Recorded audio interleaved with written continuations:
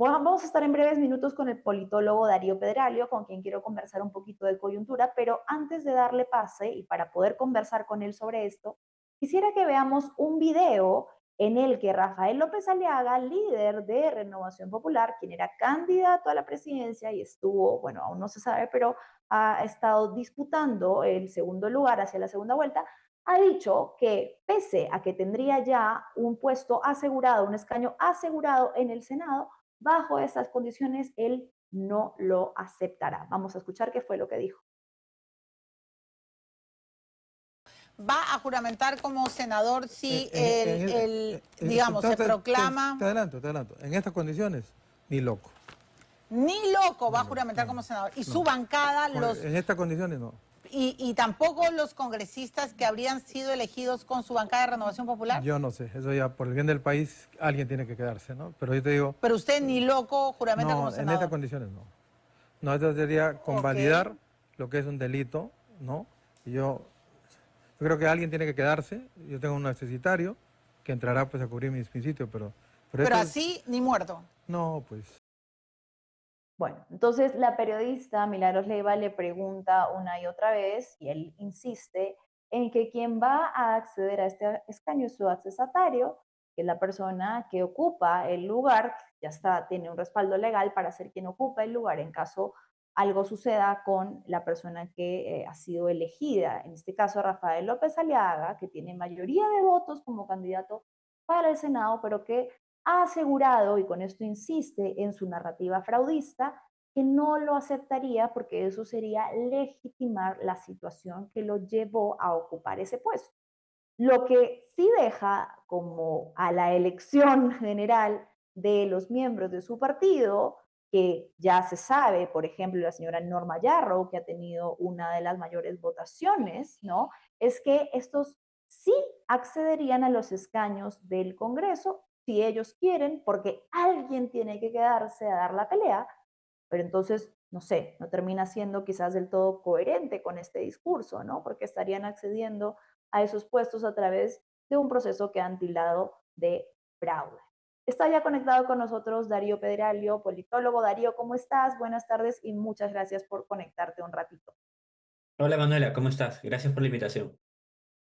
Darío, bueno, una lectura sobre estas declaraciones que acabamos de ver. Rafael López Aliaga ya señala que él de ninguna manera, ni loco, dice, aceptaría bajo estas condiciones su puesto en el Senado. Hay varias lecturas, algunas que, bueno, revelan lo poco político que es de una persona que cuando no obtuvo el puesto que quería, entonces patea el tablero y dice, no, yo para el Senado no voy, yo quería presidencia o nada. Otras que dicen, bueno, quizás por lo menos está siendo coherente con lo que ha señalado todo este tiempo de que el proceso ha sido manchado. ¿Cómo lo ves tú? A ver, yo coincido un poco con lo que decías hace un momento. Me parece a mí que esto es parte de la estrategia de continuar la narrativa del fraude y en tanto que él quiera mantener esa narrativa viva, que todavía creo que le da para un poco más con la última noticia de la auditoría que ha anunciado el Jurado Nacional de Elecciones, él va a mantener esta postura de, bueno, no voy a aceptar ser senador porque la elección no es legítima y por ende yo no he perdido. Ahora bien, esto es en este momento. A mí no me extrañaría que de acá a 2, 3 semanas, cuando ya este tema inevitablemente pase, Uh él -huh. salga con un discurso más bien de el país me pide que yo los represente y que luche contra el comunismo desde el Senado y todo cambiará. Yo creo que se explica básicamente por esta narrativa fraudista, que como bien señalas todavía está viva para ellos y es además creo lo que también quienes han votado por él, muchos de ellos todavía le piden. Entonces creo que él también está respondiendo a sus electores y a su base. Claro, sí, es cierto lo que dices. Es probable que esta postura sea cambiante, como lo han sido muchas de las que ha tenido López Aliaga, ¿no? Digamos que no es que su Exacto. palabra esté escrita sobre piedra. Él dijo, no voy a dejar la alcaldía, la dejó para la presidencia. No voy a ser senador, podría ser senador. Ahora, hablando de lo que justo mencionas, ¿cómo ves esta postura que juega a ser un poco democrática de Keiko Fujimori? Pues ella ya está asegurada hacia la segunda vuelta y quizás algunas personas piensan que ha sido un poco más estratégica en esta ocasión en comparación al 2021 para ponerse la careta o la apariencia de ser una persona que respeta los resultados electorales democráticos, pese a que se ha manifestado a favor de esa auditoría. Sí, yo creo que Keiko está jugando básicamente de árbitro, ¿no? Ella está, creo, ya pensando en segunda vuelta claramente, entonces está equilibrando, ha venido equilibrando dos cosas. Por un lado, cuidar un resultado que para ella y para su partido ha sido muy favorable. Ella ha sido la primera, va a tener la primera minoría en ambas cámaras y eso de ninguna manera le iba a poner en riesgo. Me parece a mí eso no iba a pasar. Pero en segundo plano también tenía que cuidar un poco de no ponerse totalmente en contra de esta idea del fraude. ¿Por qué? Porque hay mucha gente que inevitablemente en segunda vuelta va a votar por ella, que va a ser una base que ella va a intentar sostener, que incluso seguramente le harán campaña de distintas formas a través de redes sociales o cualquier otro camino más tradicional. Y ella tampoco puede desvincularse totalmente de estos sectores. Y por eso ha sido como este ente que está por encima de todos diciendo, bueno, revisemos, evaluemos quizás un poco, quizás en cierta modalidad unas complementarias, después ya no, pero creo que está queriendo quedar bien con todos, pero sin poner en riesgo nada tampoco. Pero recordemos también, Manuela, que ella también ya, creo que de los tres candidatos en cuestión, incluidos Sánchez y Alea, es la única que ya está en campaña claramente, ¿no? Sí, Ya ya. ella sí ya arrancó, ya está paseando por el Perú, ya arrancó con su ruta para el diálogo, en contraposición a la ruta castillista de Sánchez. Yo creo que ella ya pasó la página y lo ha hecho de manera estratégica, como creo que ha venido haciendo toda su campaña. Claro, lo que dices es importante, ¿no? Hay un grueso de votantes que todavía no decide hacia qué candidato va a ir en la segunda vuelta. Es probable que los votantes de Rafael López Aliaga ni hablar vayan a votar por Sánchez, pero quizás no están del todo seguros de su endoso a Keiko Fujimori, probablemente también en rechazo a esta postura. Entonces tiene que ella ser muy cuidadosa de jugar para ambos bandos, de darles un poquito de lo que quieren ver y a la vez, como dices, ya ella está en otra. Quien aparentemente también ya estaría pasando la página es Roberto Sánchez. Te quería preguntar por esta, vamos a ponerle mochila o lo que representa para él la figura de Antauro Humala, ¿no? ¿Cómo lo ves con respecto a, por ejemplo, todo lo que los medios, ha sido una de las preguntas más frecuentes que le hacen a los senadores de Juntos por el Perú y a Roberto Sánchez? ¿Qué pasa con Antauro Humala? ¿Cuál es la figura de Antauro Humala? Te quiero invitar brevemente a que veamos un videito chiquito que ha dado unas declaraciones hoy Antauro Humala señalando que esta propuesta de Dale. la guerra con Chile, de recuperar Arica, no es de Juntos por el Perú, sino del etnocacerismo. Vamos a escucharlo y volvemos con tu opinión. Adelante. El periódico Perú 21 eh, me hizo una entrevista eh, y ahí yo explico y especifico que eso es parte del programa y no tiene nada que ver con el programa actual de JP, porque este es exclusivo del enocacerismo. Pero, digamos, mendazmente, bribonamente, la directora de Perú 21, esta señora Valenzuela, ¿no? Ha cometido, yo pienso que un delito, ¿no? Al tergiversar, digamos, el titular, porque en ningún momento se manifestó que nuestro objetivo, nuestro anhelo, nuestro deseo, nuestro objetivo obviamente nacional del etnocacerismo, de recuperar las provincias cautivas peruanas en el actual norte chileno, eso es parte del programa y eso en ningún momento se ha dicho en el presente proceso electoral en relación con Roberto Sánchez. Entonces hay como toda una ambigüedad de si pertenece, no pertenece, les han sacado las fotos de la celebración del Andahuaylazo, quizás tratando de hacerle contracampaña y sin saberlo, haciéndole campaña a Roberto Sánchez. Sí, yo lo veo bastante parecido, la verdad. Ya se han olvidado un poco de Castillo, creo, en varios medios de comunicación y han descubierto a Antauro en este inicio de segunda vuelta como lo que consideran que puede ser la mochila más pesada para Sánchez. Y en ese sentido le van a dar cada vez más tribuna, no creo que esto pare.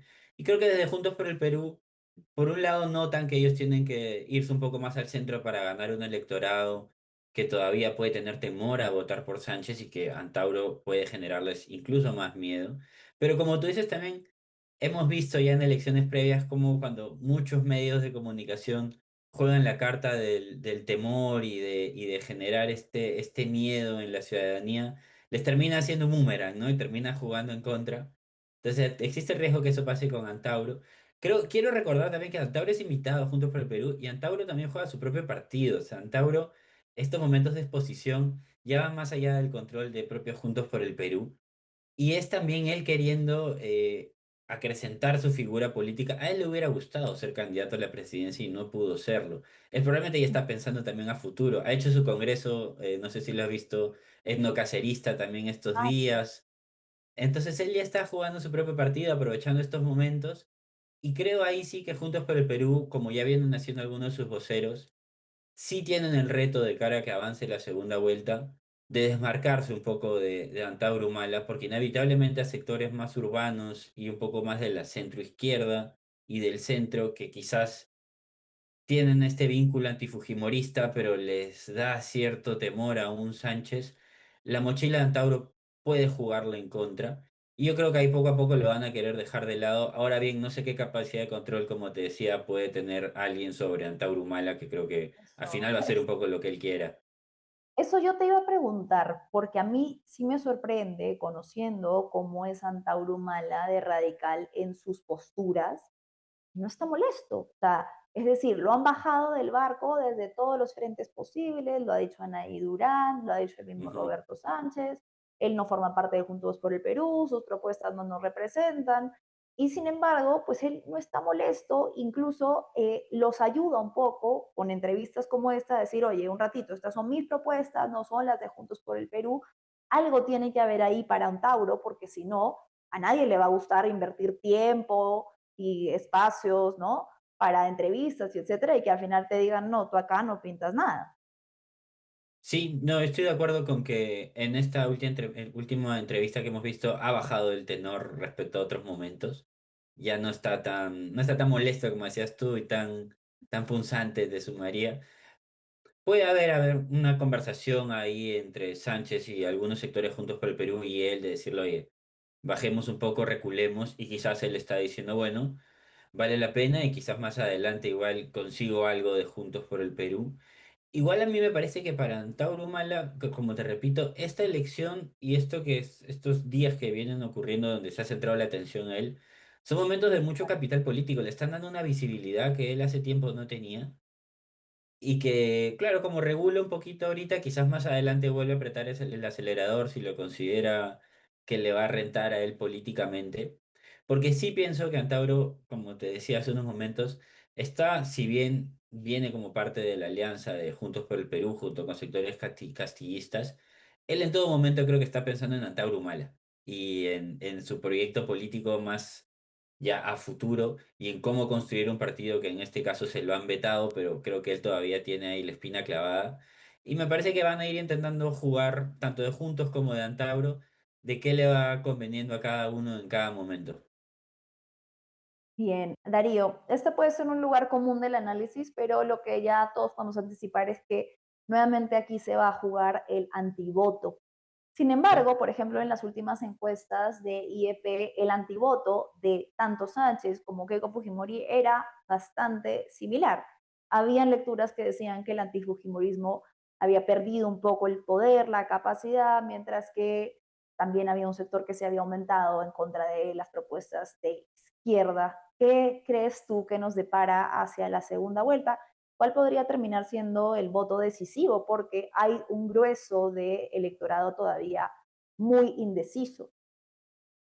Sí, ¿no? A ver, primera vuelta parece un voto más propositivo en el sentido de que la gente elige al que le parece la mejor opción o la que le parece la mejor opción. Y en esta sí nos enfrentamos con dos antis, ¿no? El antifujimorismo y el anticastillismo. Porque al final Ujú. Sánchez es el proxy de Castillo y lo Castillo. vinculan a él. A mí me parece que todavía el antifujimorismo quizás no tiene la capacidad de movilización en las calles que podría haber tenido en otro momento. Todavía es fuerte y se nota en el antivoto de Keiko Fujimori, porque además recordemos que es primera vez desde hace muchas elecciones en la que quien queda primero en la primera vuelta no arranca esta primera medición de segunda vuelta en primer lugar también, es decir, ha arrancado empatada. En otros momentos ella siempre arrancaba por debajo, pero también era porque muchas veces no era la que ganaba. Y ahí hay un punto que creo que ambos pueden ver el vaso medio lleno o medio vacío, ¿no? Creo que Sánchez puede decir bueno, no arranco tan mal, tengo antivoto, pero igual mucho del antivoto que tenía hace un mes no se ha ido, perdón, mucho del desconocimiento que tenía hace un mes Antauro, si uno ve las mediciones, 30% no conocían a Sánchez en comienzos de abril, y hoy día ese se bajó a 5% más o menos, y solo 4 de ese 30% se fue al anti, y lo demás se fue al quizás o definitivamente votaría por él. Con lo cual, él se puede quedar tranquilo, decir, mira, mucha gente de la que no me conocía está dispuesta a apoyarme. Y el antivoto de Keiko Fujimori también se redujo. Entonces puede ser que ahí haya un antivoto que no esté tan fuerte en este momento todavía, pero que a medida que avancen las semanas yo sí creo que va a ir calentando. Por un lado de Keiko Fujimori, donde el antifujimorismo se va a ir activando, me parece a mí que no necesariamente a través de movilizaciones como en otros momentos que eran gigantes y de mucho alcance nacional, pero que todavía estará ahí latente, quizás a través más de redes sociales y otras formas de movilización de esta época. Y después tendremos el antivoto a Sánchez, que yo creo que también va a ser muy potente y estará principalmente en los medios de comunicación y quizás un poquito en las calles, pero me parece a mí principalmente en los medios de comunicación. ¿Cuál es el anti Sí, más fuerte? Ahorita, Manuela, la verdad, no lo sé. Es difícil de saber. Sé que los dos son patados. potentes. Sí, están empatados, están muy parejo y sí, ya depende un poco de la campaña de cada uno, de cómo va girando hacia el centro y saliendo cada uno de lo que ha sido un poco su discurso en primera vuelta, ¿no? Por un lado, Keiko, donde era el retorno al orden del padre, básicamente esa fue la promesa de su campaña en primera vuelta, creo que va a tener que salir un poco de ahí, la ruta del diálogo me parece que es un intento inicial, y en Sánchez salir de solo la bandera de liberación de Castillo y el castillismo, tiene que coger otro tipo de propuestas más vinculadas quizás a la izquierda más tradicional que podría representar Verónica Mendoza o Humala, o Yanta Humala, no Antauro Humala, o en esta ocasión quizás algo de Ahora Nación, y reivindicar ciertas cosas que ya no vinculen solamente al castillismo y pueda generar una agenda que sea propia y que no se le impongan desde el otro lado. Claro, también algunas posturas que ha tenido, como la de ablandar un poco este terror que había sobre el Banco Central de Por Reserva, decir ejemplo. a Julio Velarde, ¿no? Convencer un electorado que tiene miedo. Sí, sí, sí, y que además está en búsqueda de propuestas, ¿no? Porque, a ver, él ha representado a los sectores más pobres y históricamente desplazados que buscan cambios estructurales, pero ahora también va a tener que representar a una, digamos, una clase media y un sector urbano fuera de Lima que no necesariamente quiere los grandes cambios más radicales, pero que sí reconoce que, por ejemplo, hay sectores del Estado que no funcionan, salud, educación, qué sé yo, energía. Entonces, tener propuestas concretas en torno a estos temas, que hasta ahora me parece a mí que por lo menos no han sido la parte principal de su programa de gobierno ni de sus apariciones mediáticas, que le permitan a él construir bueno, en otro momento hubiera sido una hoja de ruta, seguramente le pondrán otro nombre, pero no me extrañaría que venga algo en ese camino donde ya ponga ciertos puntos sobre la mesa que no sean solo el castillismo y la liberación de Castillo o la nueva constitución. Vamos a ver cómo juega sus cartas cada uno. Te agradezco mil, Darío, se nos ha acabado el programa, por darte un momento para estar acá y veremos entonces qué nos depara la segunda vuelta. Eso, hasta la próxima. Chao, ha sido Darío Pedregalio, politólogo, a quien agradecemos nuevamente su tiempo. Y voy a cerrar rápido, chicas, con un par de comentarios nada más, porque siempre quiero tener en cuenta a las personas que se conectan con nosotros esta tarde. A ver, Jorge Morales, hola Manuelita, buenas tardes, con fuerte y claro todas las tardes, Jorgito, ya hacía falta tu comentario por aquí, gracias por conectarte, gracias por estar acá con nosotros. Roger Castro nos dice buenas tardes, conectándome al mejor programa de la tarde, Roger, fuerte y claro con la mejor información, hoy están cariñosísimos, me encanta, eso es el espíritu que quiero todos los días. Coile Medrano nos dice, qué desgracia estos miserables congresistas. ¿Y de dónde vinieron? Hay más y peor, querido Coile. ¿Qué más? Ruth Rivas. Hola, querida Ruth, qué bueno tenerte por aquí. Las leyes de esos fanáticos religiosos no se deberían promulgar. La religión no tiene nada que hacer en el plano legislativo, señores y señoras. Ojo, Rospigliosi es peor que Antaurumala, dice Ruth Rivas. Jorge Keiko ya pasó a la página y está en campaña por segunda vuelta y está tratando de capturar votos del sur y de los candidatos perdedores. Habla mucho de los partidos políticos, dice Denis Eduardo, no solo del de Renovación Popular, que siendo las mujeres el 50%, 43% del electorado nacional no se les considere directamente en sus planes de gobierno o se les considere para atentar contra ellas, como los casos que hemos visto. ¿Cómo una candidata que destruye el Perú desde el 2016, como Keiko Fujimori, podría tener votos? Nuestra sociedad está enferma, señores. Amnésica, diría yo, querida Ruth. Nos vemos, Manuelita. Buenas tardes. Muchas gracias por tus comentarios y tu experiencia personal. Gracias, querido Jorge. Sí, la he contado porque me parece que es necesario ejemplificar porque el señor Muñante no tiene ni idea de lo que dice y claramente no conoce un solo caso real. Así que acá tiene una humilde servidora con experiencia particular llevando procesos penales en casos de violencia. Dale like y comparte este programa. No te olvides de dejarnos tu comentario y de volverte a conectar con nosotros mañana a las 3 de la tarde. Muchos besos, disfruten de su tarde. Chao, chao.